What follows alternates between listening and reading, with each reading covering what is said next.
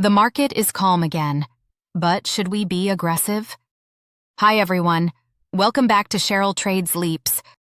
If you're new here, this channel is all about trading like an investor, not a gambler, focusing on long-term options, macro awareness, and disciplined entries. Today, we're going to go over the weekly market recap for the week ending February 20th, 2026. The market was calm again, but the real question is, should we be aggressive here? Let's break it down. 1. This was not a big money week. This week was not dramatic. It was not explosive. It was not a big money moment, and in many ways, that is exactly the point. The Nasdaq 100 futures closed near 25,067, up about 0.8% for the week. The S&P 500 finished around 6,909, gaining just under 0.7%. Both indices are hovering near the upper end of their short-term ranges. Every dip this week was bought. Volatility spikes were absorbed quickly. This was not panic behavior. This was controlled strength. But here's the important part. Controlled strength near resistance requires patience, especially for Leaps investors. 2. The macro backdrop.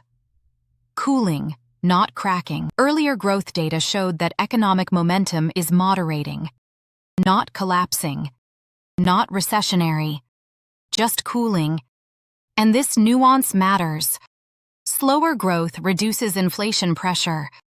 Reduced inflation pressure gives the Federal Reserve more flexibility, and greater flexibility increases the probability of lower yields later in the year.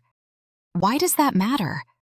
Because long-duration assets, like high-growth technology stocks, tend to benefit when yields stabilize or drift lower. That's one reason why the market did not react negatively to softer economic prints. Instead, it interpreted them as potentially supportive. Bond yields stabilized this week. There were no major hawkish surprises. The market continues to price in the possibility of easing later this year. In short, this week was about positioning, not shock. 3. Price action. Strong, but extended. Nasdaq reclaimed the 25,000 level. The S&P pushed back toward the 6,900 to 6,915 zone. Buyers defended key levels, especially around 6,850 on the S&P. But both indices are now pressing into short-term resistance. And this is where mindset matters. For momentum traders, this feels exciting. For Leaps investors, this is where discipline kicks in. Buying long-term calls when indices are extended into resistance usually means poor risk-reward. Historically, the better entries come when fear creates temporary dislocations, not when price grinds upward into ceilings. This week did not present an aggressive opportunity. It presented a reminder. Patience is part of the strategy. 4. What this means for Leaps. When markets grind higher in a calm way, the temptation is to press.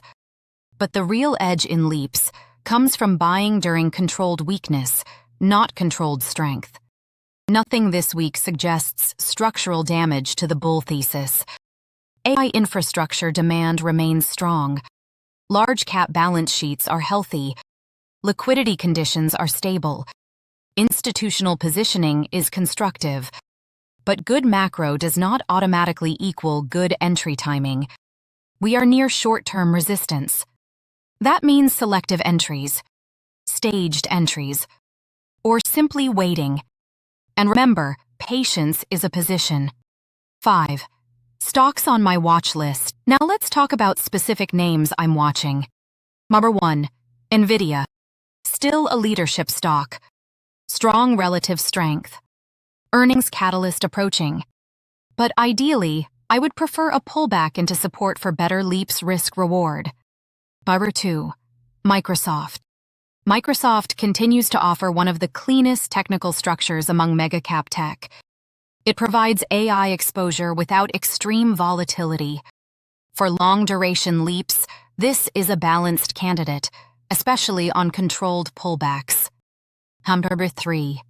Palantir. Palantir is still a sentiment battleground. Volatile. Opportunistic. But staged entries near support would be preferred over chasing strength. Number 4. ORCL. ORCL continues benefiting from AI infrastructure expansion. Less hype. More institutional sponsorship. Quiet compounders can be powerful in leaps strategies. My take: this was not a week of fear. It was not a week of macro shock. It was not a week demanding urgency. It was a positioning week. The larger trend remains intact. The macro backdrop is stable.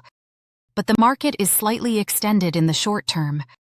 For leaps investors, the goal is not constant activity. The goal is selective conviction. Big money is made in big moments, not in random weeks. And this week was not that moment. If you found this helpful, please like and subscribe. Let me know in the comments which stock you want me to break down next, and whether you want a full leaps entry framework for one specific name. Stay disciplined, stay patient, and always trade like an investor, not a gambler. I'll see you in the next video.